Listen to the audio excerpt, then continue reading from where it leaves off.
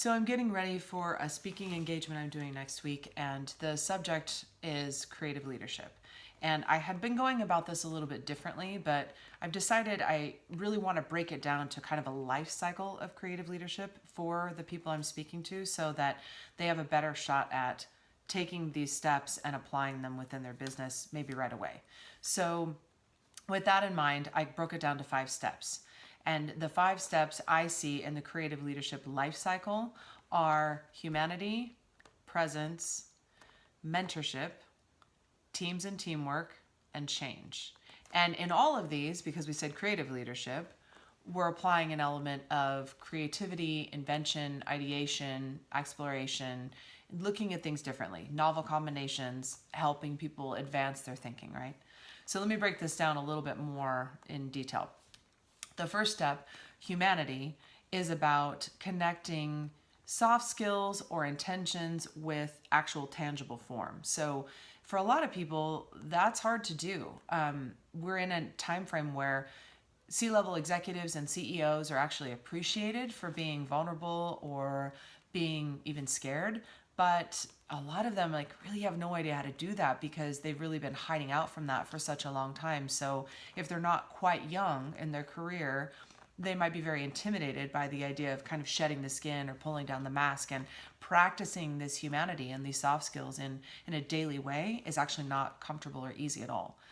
So I think that's a learned skill, and I think it comes with a lot of help for some people. And then for other people, it's literally just permission to put down the veil and say, it's okay, I'm just going to be who I am, and we're going to move ahead. The next one is presence. So you may have noticed that executive presence is a kind of a hot topic, but sort of the older version of looking at executive presence says that it's only about how you look on video and what you're wearing and maybe how many times you say, I just did it. None of us are perfect. But I believe it's actually much, much deeper than that. I think it comes with your intentionality, and it's about where you begin with that intentionality and confidence. And when you set that for yourself and kind of combine it with that humanization layer, then or humanity layer, you then start to see the patterns of the real person, and those patterns can be followed to create a great personal brand. So for instance, once you sort of know who you are and you confidently exist in that space and you walk around every day owning that, then you can decide if that looks like putting on this color, or in my case, it's about jewelry, or I like to wear lipstick, or, whatever accessories I'm putting on that exhibit my personal brand on a daily basis. It's actually outward facing, but it's also very inward facing, because for me, those are all totems and reminders of what I've established in my core confidence and what I've established in my intentionality, and how I want to portray that and live that out in everyday work, right? So there's that. So we've talked about humanity and presence. The third one is about mentorship. And mentorship goes 2 different ways. Mentorship, actually even all the way up to the CEO level, like I said from the first one, is it's really important that even high-level executives have some space to practice, have some space to learn and talk through things, and maybe even just sort of a sacred private space that isn't within their company where they can have a conversation and work out some of these issues or things or kind of growing pains. So in a lot of cases, that looks like a leadership advisor or a coach.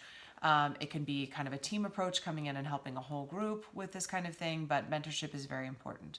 And then, of course, mentorship is important from not only C-level executives, but any leader down through their team, them taking what they've learned, and they have to learn it themselves first, and mentoring it down through their team, and sort of this cascading leadership and institutional knowledge that's then spread. Not only the institutional knowledge from what an organization needs, but what this executive learned and how they can apply their personal experience to really helping the next person along. A lot of studies done show that managers who pay attention to what their employees need and help them with advancing their leadership, and they listen to them and they understand where they're coming from, are really ranked as the highest performing managers, not only with the perception of the employees, but also just literally the way that people are performing on the teams and the return on investment for the whole organization. So that would be mentorship, step 3. Step 4 is really about teamwork. So pulling together all these perspectives, what the individual leader learned, how the individual leader mentored or taught, and then the natural perspective of the team members, and actually a diverse pool of talent on a team working together to work at their highest and best, and sort of hand off or pass off things that they may not be good at as much as possible to another team member, so that they're all working as much as possible in their wheelhouse. And then they're collaborating and having a safe, comfortable conversation where they feel like they can really express themselves vulnerably, some part of that being about work and maybe some parts of it being about some slice of personal life. In this version of teamwork, you aren't necessarily checking your life at the door. You're letting people in on parts of what's happening to you in your real life, and using that intimacy to develop a safe relationship with your team. So I think that's vitally important, applying this to the team. And then somewhere between this and the next step, you have to kind of start to trickle this through all the teams into the whole organization to make sure you don't have one sort of rock star team that's killing it and doing all this great work in return for the company, and everybody else is still really in the dark. It does happen, and sometimes that's the only way that this concept gets into an organization, but it's better if different departments are on the same page with this, and that there's good communication between departments and the whole organization as well. And then the last step is about change. So, that could be a strategic change in the business plan. That could be a marketing change or a branding change that goes out to the marketplace and the audience. That could be both of those things knit together.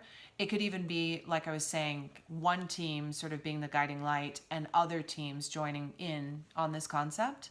But in any case, there's a movable change. There's a sea change, there's a shift, there's something that organizationally moves the dial and makes a big, big difference, not only for the comfort of people and how much they want to stay with a company, and the whole layer of talent retention and keeping people and the massive expense that comes with turnover, but also just because it always affects return on investment and the bottom line and the way that the company performs in the marketplace more, particularly when that change involves speaking differently to the audience and communicating with them in a way that's authentic and vulnerable and real, but offers them an opportunity to be part of the dialogue with the organization and to engage in a two-way conversation.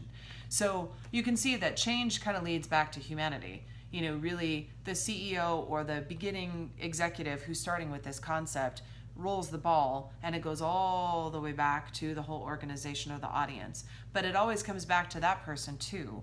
And this is kind of an infinite cycle, because each one of these changes deserves sort of a turn on the roller coaster or the Ferris wheel, as you were. So anyway, that's kind of the nutshell for today, and I've got to get back to finishing this presentation. So that's it for today.